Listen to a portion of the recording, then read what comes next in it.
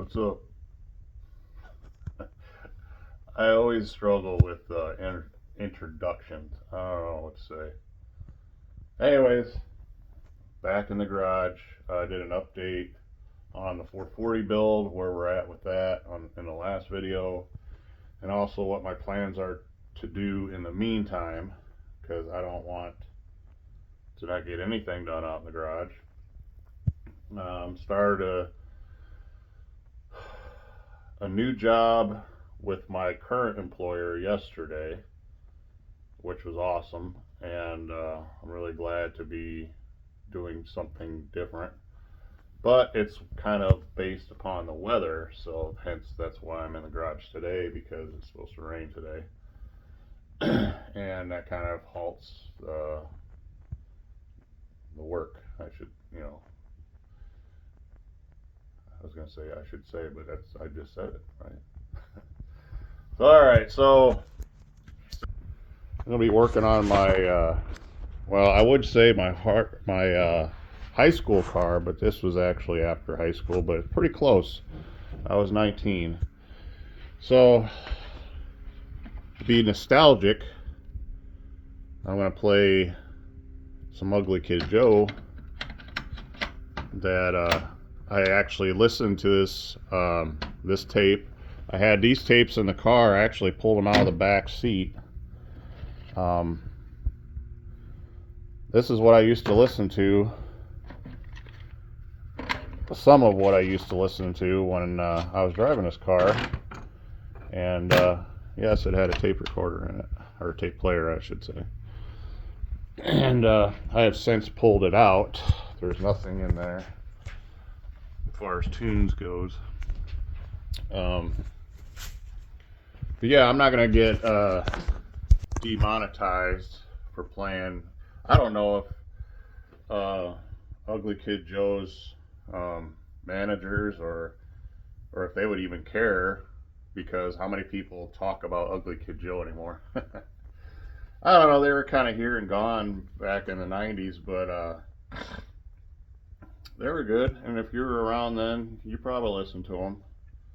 So I'm gonna kick that tape in, start doing some work, and like I said in the last video, I'm gonna start working on this these header gaskets, and replacing them with the Remplex, and well, I'll bring you along and give you some complaints and some advice, or just rants along the way. So keep watching. Well, as I expected, it's kind of a pain in the ass. I had to pull the valve cover off. Get the camera a little closer here. I had to pull the valve cover off to get to the back bolt. And it's interesting. I put these headers on when I was like 26, 27. Nothing against younger guys, but I know me. When I was like that age, I was an idiot. I was mostly, I just had no patience, and I wanted to get shit done because I had other things I wanted to do. Now, it's kind of the opposite. Like, I want to get shit done so I can play around with my stuff, my cars. So, that being said, here's the header bolts. You'll notice that one is, well, a couple of them are missing washers. For whatever reason, I didn't put washers on. But this one here is totally different. As you can see, it's not stainless. It looks like, well, it was loose for one thing, and it looks like it's been leaking, so maybe that's where the exhaust leak was coming from. I don't know, but it gets even better, and I don't know. I have no explanation other than this thing did have a vibration to it, and I think that might have been contributed to the two plugs not firing, whatever the case may be. at one point, I did, when I pulled the intake, pulled the valley pan and the intake and pulled all the lifters out, inspected them, and looked at the cam. And the cam and the lifters looked beautiful. There was this was put together pre uh, uh, lifter or flat, the cam debacle. This was put together way before that. So I was kind of relieved about that, and in turn, I had a good look under here, and I readjusted the rockers and all that, and I didn't see anything wrong visually. I mean, I didn't put a torque wrench on all the head bolts or anything like that, but you could see that. I don't know if you can see. Probably not the way the camera is. I just don't want to take it off the tripod. But when I took this valve cover off, you can see that I didn't use no goop on it or anything like that. I just used the cork, and part of it stuck here, so I'm gonna have to replace it. And it kind of ripped right here when I took it off. Whatever. Something clanked and fell out when I pulled the valve cover off. I'm like, huh, what? What was that? Well, it was this. Somehow, this not only loosened up, but came out and was rattling around in there. I don't know how that happened. I don't know why that happened. It's pretty interesting. Pretty embarrassing also. I did do a visual inspection. Doesn't really look like it did any damage. I'll have to look at it further.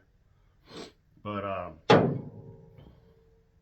yeah, I don't know. I don't know why that happened. So yeah, I'm definitely gonna pull the other side off and inspect that side. I'm gonna put a torque wrench on these bolts and make sure that they're torqued. I mean, like I said, I didn't build this engine, and I don't know. I'd hate to think that the guy that built it missed that one bolt, torquing that one bolt. But what would cause that one bolt to just come out like that? It's weird. So I'm digging. I'm gonna dig a little deeper into this. I'm not just gonna finish with the header bolts or the header gaskets, because I wonder if there's more of a story that's inside this thing.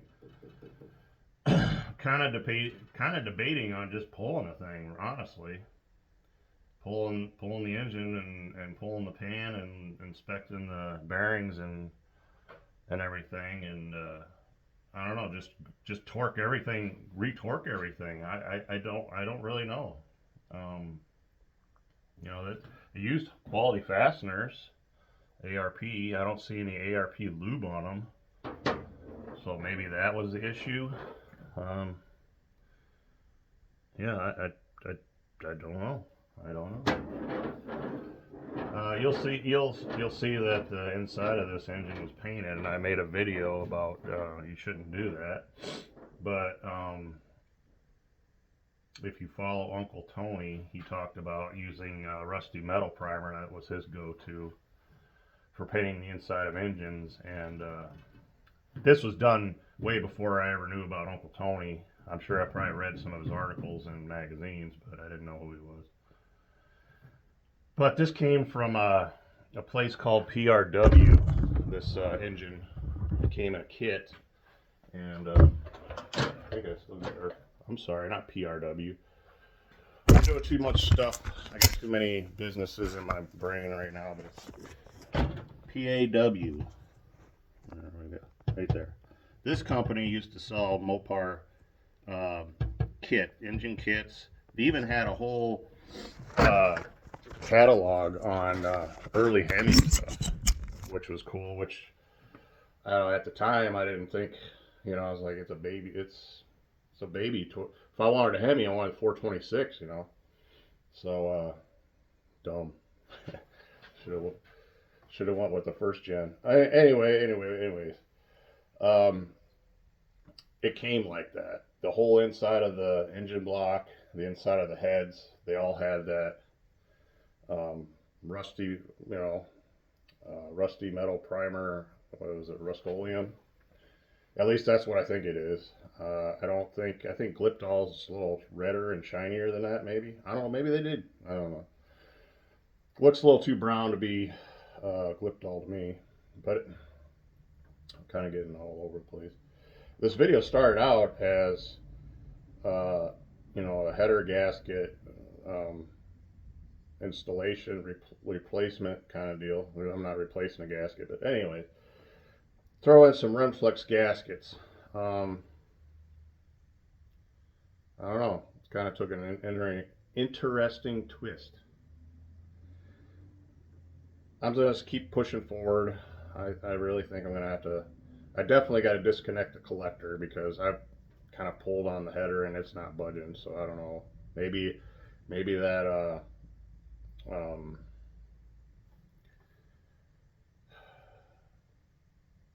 orange stuff. I don't know. I can't think because my mind's somewhere else right now. I can't think of what I want to say. The orange RTV. Maybe it didn't fail. Maybe it's because it seems pretty snug on there.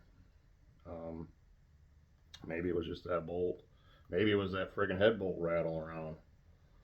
I don't know. Leave a comment. Let me know what you think. Uh, where would you go from here? it's it's weird, man.